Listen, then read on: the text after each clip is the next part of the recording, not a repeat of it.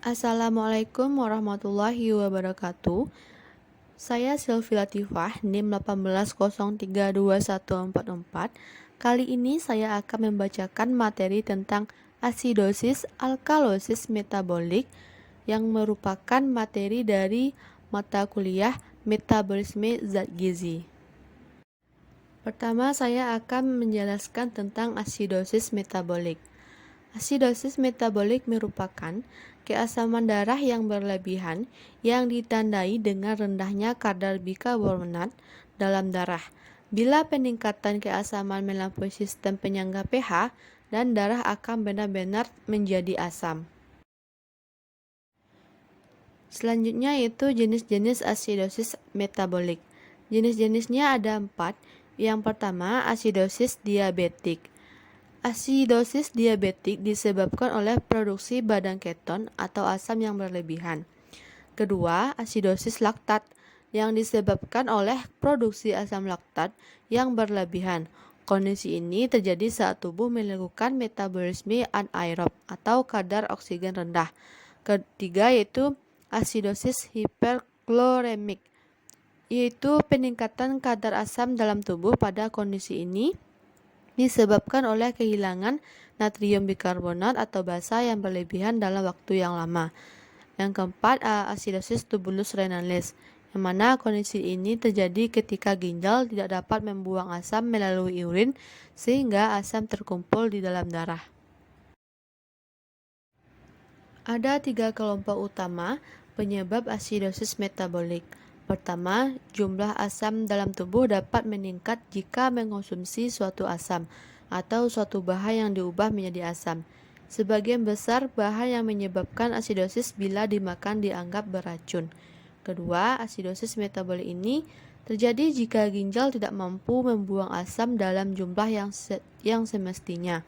Bahkan jumlah asam yang normal pun bisa menyebabkan asidosis jika ginjal tidak berfungsi secara normal. Ketiga, tubuh dapat menghasilkan asam yang lebih banyak melalui metabolisme. Tubuh dapat menghasilkan asam yang berlebihan sebagai suatu akibat dari beberapa penyakit. Salah satunya adalah diabetes mellitus tipe 1.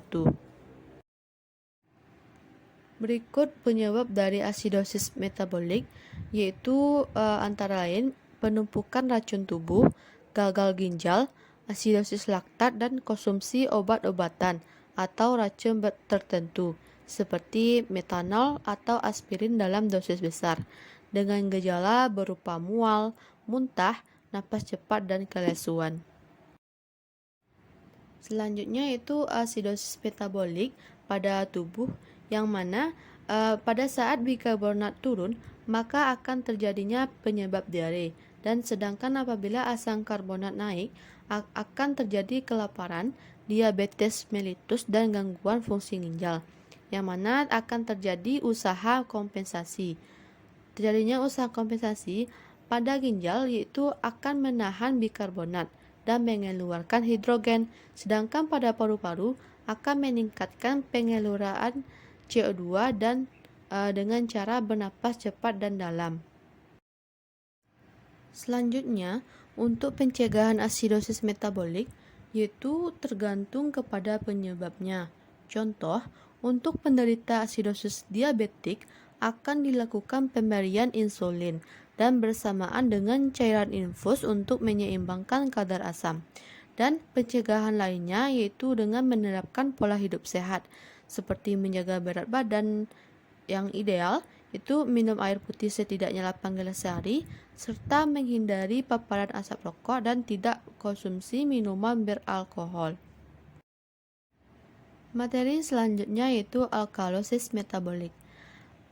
Alkalosis metabolik adalah suatu keadaan di mana darah dalam keadaan basa karena tingginya kadar bikarbonat.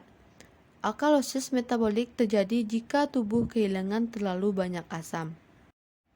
Selanjutnya, etiologi alkalosis metabolik.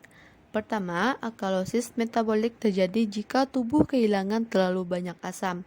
2. Sebagai contoh adalah kehilangan sejumlah asam lambung selama periode muntah, yang berkepanjangan atau bila asam lambung disedot dengan selang lambung, seperti yang kadang-kadang dilakukan di rumah sakit, terutama setelah pembedahan perut.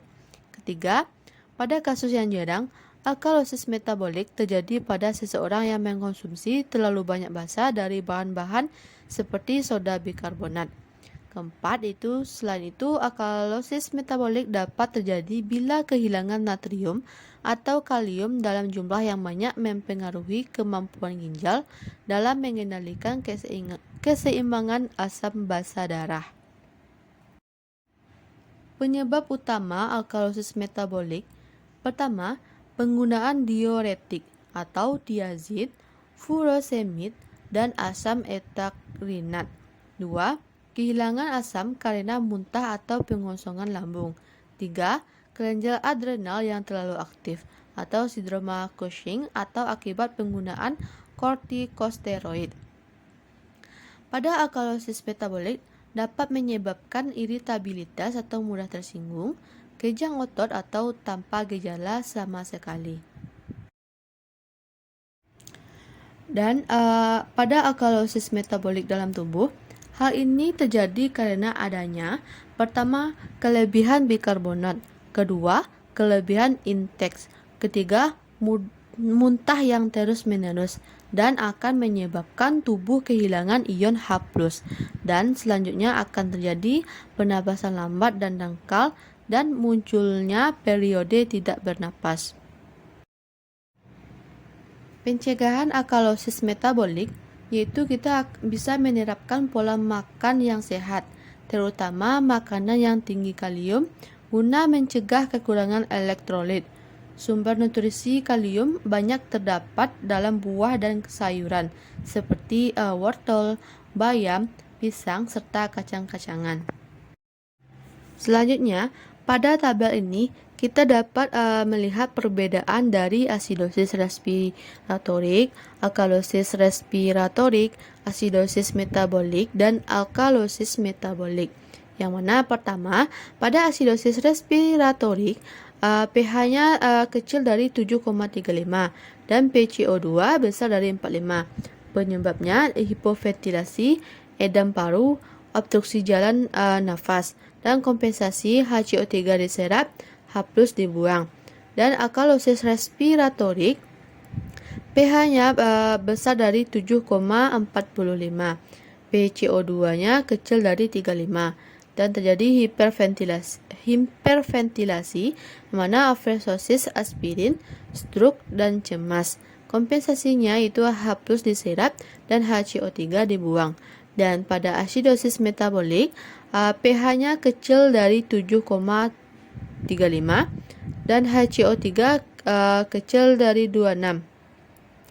Pada saat itu akan kehilangan HCO3, yaitu akan terjadi diare disfungsi ginjal. Kompensasinya hiperventilasi dan membuang CO2. Yang terakhir itu alkalosis metabolik, mana pH besar dari 7,45, HCO2 besar dari 26, akan terjadi kehilangan asam dan mengakibatkan muntah dan diuretik. Kompensasinya itu hipoventilasi dan menahan CO2. Baiklah, itulah pembahasan materi dari saya. Terima kasih atas perhatian. Mohon maaf atas kekurangan. Saya akhiri dengan Assalamualaikum warahmatullahi wabarakatuh.